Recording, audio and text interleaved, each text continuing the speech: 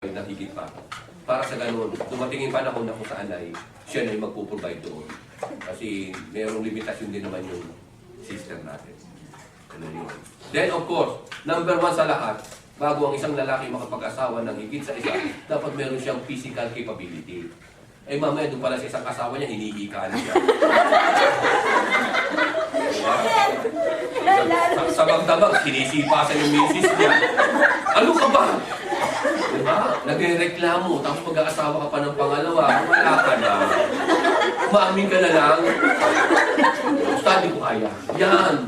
Ha? Yun yun. Yung pangatlo, pinakasensitibo sa lahat. Ito yung pangatlo. Ito yung number one na kailangan ma-attain ng isang Muslim na nag-aasawa na higit sa isa. Ano yan? Yung panahon sa kanyang dalawang pamilya o tatlong pamilya. Dahil kung wala siyang panahon, paano niya ito magagabayan? Hindi niya magagabayan ng kanyang pamilya. Okay?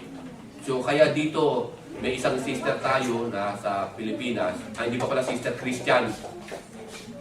No? Nagreklamo sa akin. Dahil listener sa program, tapos yung kanyang asawa na nandito sa Saudi, nag-Muslim, nagsihada. So, pumunta sa akin at iyak ng iyak. Sabi niya, ay, asawa ko, nagsihada na ustad. O sabi ko, ay, hindi ka natutuwa, ba't umiyak ka? Kasi mag-aasawa siya ng marami. Dapat nga, magpakain ka sa akin ngayon. Dapat nga, mag-equip mo ako sa ano man lang. Sa Asia Mall man lang doon. Sabi, bakit? Lalong hindi makapag-aasawa ang Mr. May dito sa Islam. Dahil dito sa Islam, maraming requirement dito. Eh, ikaw nga lang, kulang pa, napakainin niya eh.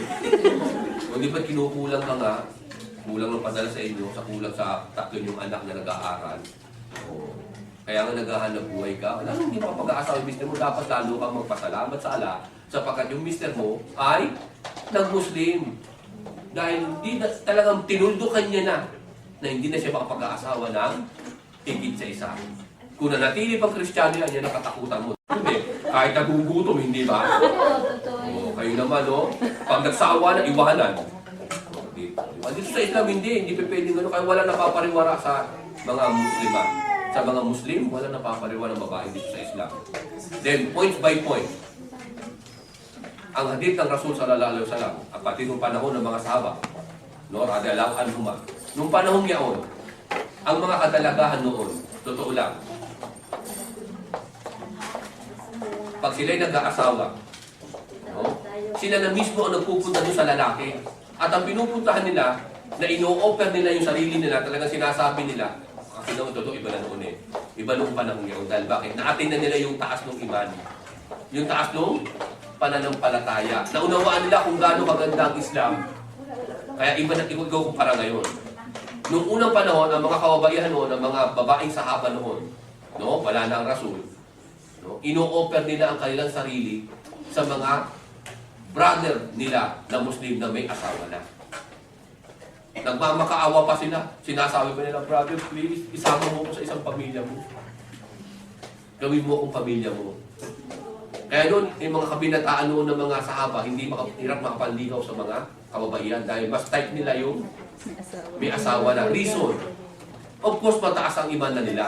Dahil bakit? Alam nila yung ino-opera nila na kailang sarili ay responsible. Very responsible tao. Dahil nakita nila, nilaalagaan yung anak. No, hindi pinababayaan. Subok na. Yung binata kasi kabado pa sila.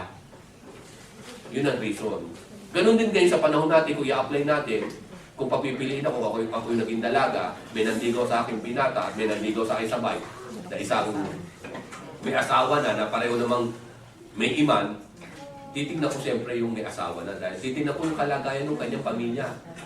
Totoo nga bang qualified ito? At totoo nga bang pagmamahal niya sa kanyang misis? Totoo nga bang kanyang mga anak ay naaalagaan niya mabuti?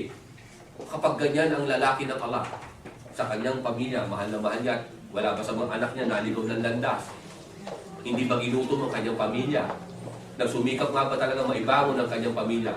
Tunay, kapag ganito ang lalaki na may asawa, na mag-aasawa rin sa'yo, sister, tiyakan, dalawang paa mo na, ipinapasok mo na sa paraiso. Suwabe. Believe me. At ano pang dalian?